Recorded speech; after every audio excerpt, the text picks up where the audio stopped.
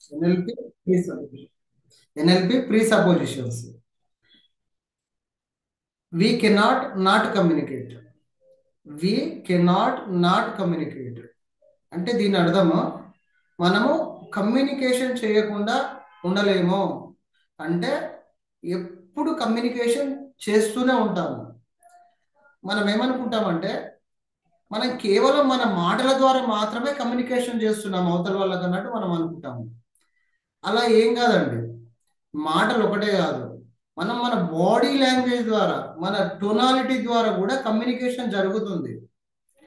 మన body language ద్వారా 55% communication జరుగుతుంది. టోనాలిటీ ద్వారా 38% కమ్యూనికేషన్ జరుగుతుంది. మన మాటల ద్వారా కేవలం 7% మాత్రమే కమ్యూనికేషన్ జరుగుతుంది. కానీ మనం ఓన్లీ మాటల ద్వారా మాత్రమే కమ్యూనికేషన్ జరుగుతుందని మనం అనుకుంటాము. ఎక్కువ బాడీ లాంగ్వేజ్ ద్వారా జరుగుతుంది. ఇప్పుడు మనం సైలెంట్గా ఉన్నాం అంటే మనం ఏదో ఒకటి కమ్యూనికేట్ చేస్తున్నాం. సైలెంట్గా ఉన్నామని మనం కమ్యూనికేషన్ చేస్తలేమని కాదు, అవతల వాళ్ళు మన బాడీ లాంగ్వేజ్ చూసి ఏదో ఒకటి మనకు అవతల వాళ్ళని మనకు గుర్తిస్తారు. ఈయన ఇట్లా ఉన్నాడు, బాధగా ఉన్నాడు, ఏదో ఆలోచిస్తున్నాడు అన్నట్టు గుర్తిస్తారు. ఓకే, ఈ కమ్యూనికేషన్ అనేది ఇప్పుడు జంతువులు ఉంటాయండి. జంతువులు వాటికి మాటలు రావు, వాటి బాడీ లాంగ్వేజ్ ద్వారా కమ్యూనికేట్ చేసుకుంటాయి. గుంపులు గుంపులు ఒకటి పోయి వేరే వాటిని తోలుకొని వస్తుంది. అంటే అది కమ్యూనికేట్ చేసి ఇక్కడికి తీసుకొని వచ్చింది. ఓకే, చిన్నపిల్లలు కమ్యూనికేట్ చేస్తారు, వాళ్ళకి మాటలే రావు. తల్లికి సైగలతోటి, ఏడుపు ద్వారా, వాళ్ళ ఫేస్ ఎక్స్ప్రెషన్స్ ద్వారా, వాళ్ళ బాడీ లాంగ్వేజ్ ద్వారా చిన్నపిల్లలు కూడా కమ్యూనికేట్ చేస్తారు. అదే మూగవాళ్ళు ఉంటారు, వాళ్ళకు కూడా మాటలు రావు, వాళ్ళు కూడా కమ్యూనికేట్ చేస్తారు. ఎలా? సైగల ద్వారా, వాళ్ళ బాడీ లాంగ్వేజ్ ద్వారా, వాళ్ళ ఫేస్ ఎక్స్ప్రెషన్స్ ద్వారా, ఇలా అన్నట్టు కమ్యూనికేషన్ అనేది ఎల్లప్పుడూ జరుగుతూనే ఉంటుంది. అందుకనే వర్బల్ ఒకటే కాదు, నాన్ వర్బల్ కూడా కమ్యూనికేషన్ జరుగుతుంది. కాబట్టి మన బాడీ లాంగ్వేజ్ను ఎప్పుడు జాగ్రత్తగా ఉంచుకోవాలి, దాని మీద అటెన్షన్ పెట్టాలి. మనం ఏ టైంలో ఎలా ఉంటున్నాం అనేది దాని మీద అటెన్షన్ పెట్టాలి. ఓకే, ఇది ఫస్ట్దండి. రెండోది, every behaviour as a positive intention. ప్రతి బిహేవియర్ వెనకాల ఒక పాజిటివ్ ఇంటెన్షన్ అనేది ఉంటుంది. ప్రతి ప్రవర్తన వెనకాల ఒక ఉద్దేశం, ఒక మంచి ఉద్దేశం లేదంటే ఒక పాజిటివ్ ఉద్దేశం అనేది ఉంటుంది మనం ప్రవర్తించే ప్రవర్తన వెనకాల. కొంతమంది ఏంటంటే కేవలం ఆ ప్రవర్తన మాత్రమే చూస్తారు, దాని వెనకాల ఉన్న ఉద్దేశాన్ని చూడరు. వాళ్ళు అలా ప్రవర్తించారు, కానీ అలా ఎందుకు ప్రవర్తించారు అని ఆలోచించరు. అలా ఆలోచిస్తే ఆ ప్రవర్తన వెనకాల మనకు ఒక ఉద్దేశం అనేది, పాజిటివ్ ఇంటెన్షన్ అనేది మనకు కనబడుతుంది. ఇప్పుడు ఒక అబ్బాయిని వాళ్ళ మమ్మీ తిట్టిందండి. మమ్మీ ఎందుకు తిడుతుంది? అబ్బాయి ఏదో మిస్టేక్ చేస్తేనో, ఆ, ఏదన్నా బ్యాడ్ బిహేవియర్లోకి వెళ్తేనో, బ్యాడ్ హ్యాబిట్స్ అలవాటు చేసుకుంటేనో, ఏదో తేడా వల్లనే వాళ్ళ మమ్మీ తిడుతుంది. ఎందుకు తిడుతుంది అంటే ఇలాగే వదిలేస్తే ఫ్యూచర్లో ఇంకా దారి తప్పిపోతాడు, అందుకని ఇప్పుడే తనని కంట్రోల్లో పెట్టాలి అన్న ఉద్దేశంతో తిట్టింది. ఆ అబ్బాయి గురించే తిట్టింది, ఆమె గురించి కాదు. కానీ అబ్బాయి ఏమనుకుంటాడు ఇక్కడ అంటే, ఆ మా అమ్మ తిట్టింది అదొక్కటే అబ్బాయి మైండ్లో పడిపోతుంది. అమ్మ తిట్టింది అని అమ్మ మీద అలుగుతాడు, అమ్మతోటి మాట్లాడాడు, అమ్మ మీద కోపం పెంచుకుంటాడు. కానీ అమ్మ తిట్టడం వెనకాల ఉన్న ఉద్దేశాన్ని ఆలోచించడు.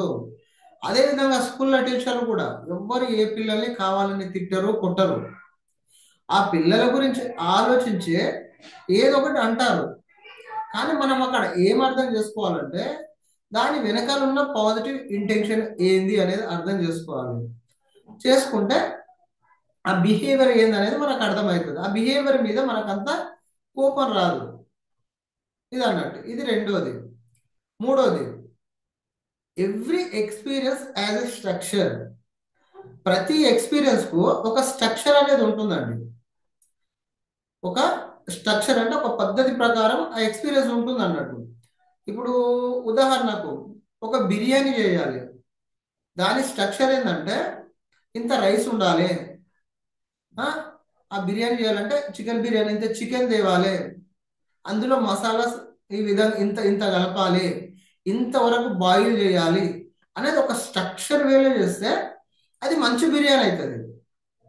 ఓకే, అదే విధంగా మన నెగిటివ్ ఎమోషన్స్ ఏవైతే ఉన్నాయో, మనని ఏదైతే నెగిటివ్ ఎమోషన్ బాధ పెడుతున్నాయో, బాధ కావచ్చు, భయం కావచ్చు, యాంగ్జైటీ కావచ్చు, డిప్రెషన్ కావచ్చు, వీటన్నిటికి కూడా ఒక స్ట్రక్చర్ ఉంటుంది. ఓన్లీ పాజిటివ్ నెగిటివ్ ఎమోషన్స్కే కాదు, పాజిటివ్ ఎమోషన్స్ కూడా ఒక స్ట్రక్చర్ ఉంటుంది. మనం ఎప్పుడైతే ఈ స్ట్రక్చర్ని మనం డిస్టర్బ్ చేస్తామో ఆ ఎమోషన్ కూడా డిస్టర్బ్ అవుతుంది, మారుతుంది అన్నట్టు. నెగిటివ్ ఎమోషన్ ఉన్నప్పుడు ఆ స్ట్రక్చర్ మనం డిస్టర్బ్ చేస్తే ఆ బాధ నుంచి మనం బయటికి రావచ్చు.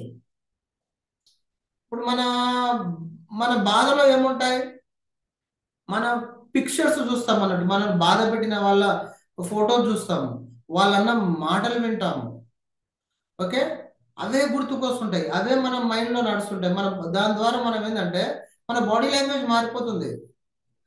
ఈ విధంగా దానికి ఒక స్ట్రక్చర్ ఉంది, ఆ స్ట్రక్చర్ మనం డిస్టర్బ్ చేయాలి. డిస్టర్బ్ చేస్తుంది అంటే ఎక్స్పీరియన్స్, ఆ బాధ మారుతుంది, బాధ మారి మన హ్యాపీనెస్ లోకి రావచ్చు అన్నట్టు. వాటి ప్లేస్ లేదంటే పాజిటివ్ పిక్చర్స్ చూడాలి, పాజిటివ్ సౌండ్స్ వినాలి, మన బాడీ పోస్చర్ మార్చాలి. ఎక్స్పీరియన్స్, ఆ స్ట్రక్చర్ మారితే ఆటోమేటిక్గా ఎక్స్పీరియన్స్ మారుతుంది. ఈ విధంగా మనము నెగిటివ్ ఎమోషన్ లో నుంచి పాజిటివ్ ఎమోషన్ లోకి వెళ్ళొచ్చు అన్నట్టు.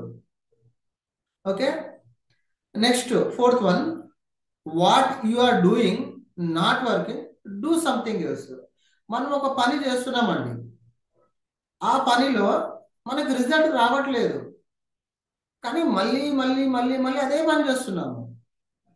మనము రిజల్ట్ మనము పని మారకుండా రిజల్ట్ మారదండి. మనం చేసిందే చేస్తుంటే వచ్చిన రిజల్టే వస్తుంది. ఎప్పుడైనా చేసేది మారుస్తావో అక్కడ రిజల్ట్ మారుతుంది.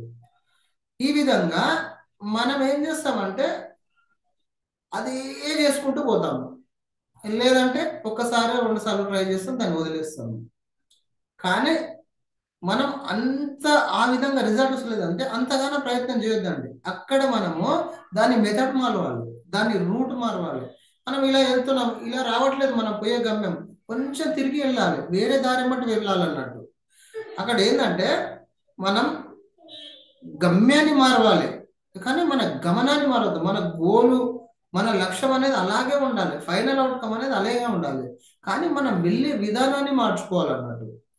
ఈ విధంగా ఇవ్వండి నేను చెప్పాలనుకున్న NLP ప్రీ సపోజిషన్స్. థ్యాంక్ యూ అండి.